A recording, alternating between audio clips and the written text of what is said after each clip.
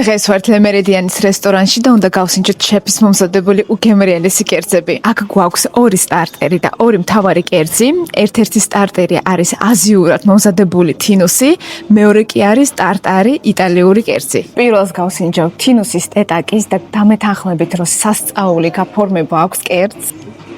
გემოს დომინანტი არის თინუსი, როგორც უნდა იყოს და იდეალურად არის შემწვარი.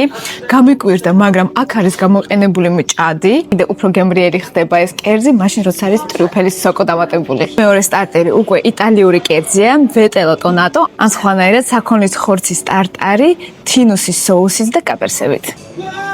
ზოგადად დიდი მოყვარული ვარ ტარტარის, ამიტომ ეს კერძიც აუცილებლად ვიცოდი რომ მომეწონება. საქონლის ხორცი მაინც გაიარა თერმული დამუშავება, ამიტომ ოდნავ მოხარშული არის, მაგრამ საერთოდ არ დაკარგა თავისი გემოები და რაც მთავარია ძალიან რბილი დარჩა. ვარი კერძების დროც მოვიდა.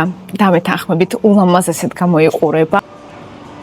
იმდენჯერ, რამდენჯერაც გავსინჯავ აზიურ სამზარეულოს და სადაც არის გამოყენებული საქონლის ხორცი, ყოველ ჯერზე გამიკვირდება, რანაირად ამზადებენ ეგრე, რომ ხორცში ნაჩვენებენ დროულად ყველანაირი გემოები, სირბილე და სინაზე. მეორე მთავარი კერძი არის იტალიური სამზარეულოდან, ეს რიგატონი ალა პოლო, არის პასტა კრემოვან соусით, სოკოთი და ქათმით.